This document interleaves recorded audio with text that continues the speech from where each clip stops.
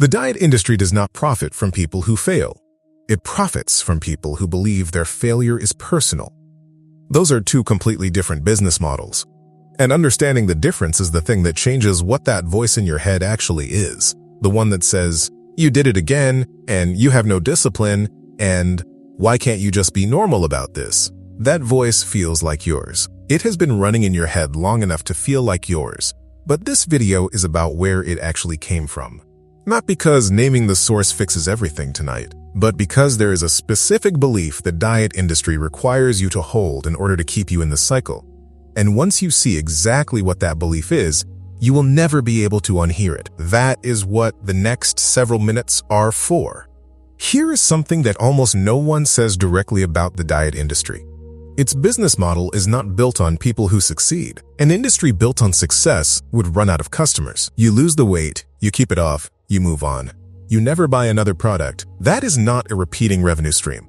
A repeating revenue stream requires a customer who returns. And a customer who returns requires a very specific story about why they are returning, not "the program didn't work." That story ends with the customer leaving and finding something else, or stopping entirely. The story that keeps the customer returning is this one. "The program would have worked. I just didn't follow through." That story keeps the customer in the market. That story is worth billions of dollars per year to maintain. And here is where it gets specific. Because this is not abstract. This is not a think piece about capitalism. This is about what happens inside your head at 11 p.m. on a Tuesday, when the day got hard and the kitchen called. The industry did not just sell you a product. It sold you a narrator, a voice that would run automatically, that would sound like your own judgment, that would keep the story running even when no advertisement was in front of you. That narrator is the product, not the meal plan, not the app, not the supplements. The narrator that says, "This is your fault." That is the thing with the longest shelf life. That is the thing that keeps you coming back. Let's be precise about what the belief actually is, not just "you should eat less and move more." That's the surface. The belief underneath, the one that does the real work, is this. Your body's response to restriction is a character flaw. Think about what that means. You restrict. Your body responds, as every human body responds to restriction, with increased hunger, preoccupation with food, urgency around eating. This is not a malfunction. This is your nervous system doing exactly what nervous systems do when caloric availability drops. Research on this has been consistent for decades. The psychological and physiological consequences of restriction include exactly the behaviors that get labeled as loss of control. Your body was not failing. Your body was functioning, but the industry needed a different story because your body responded normally to an abnormal intervention. Does not sell the next program. You didn't have enough willpower this time. Try again with more commitment, sells the next program. And so the restrict-binge cycle, which is a predictable physiological outcome of the restriction being sold, gets narrated as personal failure. Every time. And here is what that repetition does over years.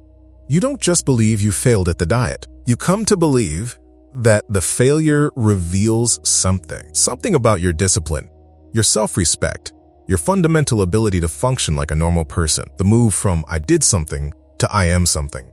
That move is not an accident. That move is the mechanism, because "I am someone who cannot control herself" is a person who will keep buying solutions to fix the self she believes is broken. The pattern makes sense. Not because it's working, but because it was built to keep running. And that brings us to the part worth sitting with. That voice, the one that says "you did it again." The one that starts cataloging everything you ate and everything it means about you. The one that is already planning Monday's restriction before Sunday night is over. That voice feels like conscience. It feels like honesty. It feels like the part of you that cares enough to hold you accountable. But look at what it actually does. Every time it speaks, it produces shame. And shame. Research on this is clear and consistent. Shame does not reduce the behavior it targets. Shame increases it. Guilt says, "I did something that doesn't align with my values. I want to do differently." Shame says, "I am something. I am the kind of person who does this." Guilt can move. Shame loops. And who benefits from the loop? Not you. You have been in this loop long enough to know it is not making your life better. The loop benefits anyone selling you the next entry point into the cycle. So where did the voice come from? It came from repetition. Every time a program framed your body's hunger as weakness, every time a plan called certain foods cheating, Every time a before/after image implied that your body in its current form was the problem to be solved. A line of narration was added. Not once, not in one campaign, over years, across decades, in magazines and apps and well-meaning family comments in doctors' waiting rooms. Repetition is how any belief gets installed, and this one was installed with extraordinary consistency by an industry with extraordinary financial incentive to make it stick. That voice has an author, and the author is not you. Not because you are without agency, but because there is a difference between a thought that grew from your own values and experience and a thought that was placed there, repeated until it felt native, and now runs on automatic. The belief the industry needs you to hold is that your body's responses are evidence of your failure. That belief keeps the cycle running.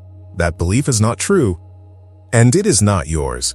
If this is landing somewhere real, if there is something shifting in how you're hearing that inner narrator, there is a resource in the description that goes directly into what comes next. It's called the Permission Framework, and it's built specifically for people who understand the restrict-binge cycle intellectually but haven't yet found a way to step outside it that doesn't feel like chaos. Not eat whatever you want.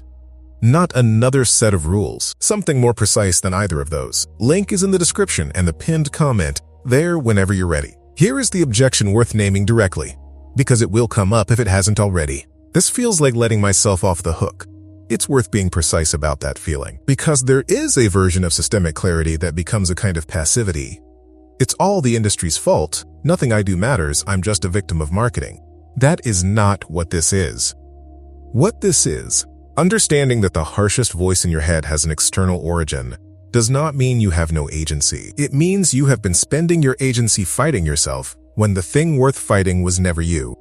The difference between I am broken and I was given broken tools, that difference is enormous. Not because broken tools aren't real. They are real. The cycle is real. The pattern is real. But I am broken has no exit. I was given broken tools and I can find different ones. That has a direction. So what does hearing the narrator differently actually look like? It doesn't look like silencing the voice. It looks like noticing, when the voice speaks, that you are hearing an echo of an industry rather than a verdict from some objective truth about who you are. It looks like a small gap. Not silence. A gap. I did it again. And underneath that, a newer, quieter recognition. That voice has a source. And the source is not an authority on my worth. That gap is not healing. It is not recovery. It is not the end of the cycle, but it is the first thing that is actually different from everything you have tried before. Because everything you have tried before was built inside the system. A new program, a new rule, a new attempt. All of them using the industry's framework. All of them asking you to prove yourself against the same standard that was designed to keep you failing. The gap is what happens when you step outside the framework long enough to see it. And you cannot unsee it. That is not a small thing. If you want to take what just opened here somewhere concrete, their permission framework in the description is built exactly for this moment. The gap between understanding the cycle and knowing how to step outside it without the whole thing feeling like freefall. Link is in the description and the pinned comment. What was the first moment you started to suspect the problem wasn't actually you? And what made it hard to fully trust that? What you carried into this video was a belief about what your repeated experiences with food and restriction say about your character. That belief has a history. It was not arrived at through honest self-assessment. It was installed through repetition, through marketing, through a system that required your self-doubt in order to function. You were not the failure. You were the target.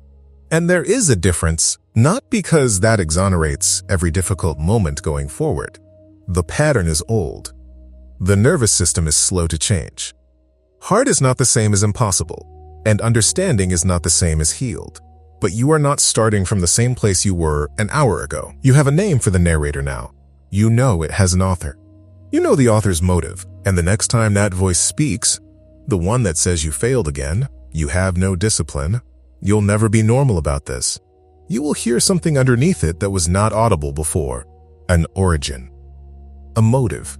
A system that needed you to believe exactly that, for exactly as long as possible, because your self-blame was the engine the whole thing ran on. Not because you're broken, because you learned. And what is learned can be unlearned, not through a new program, not through a stricter version of the same rules, but through something much quieter and much more durable than either of those. The understanding that the war was never yours to win, because it was never supposed to be. One meal at a time, one moment at a time, not one diet at a time.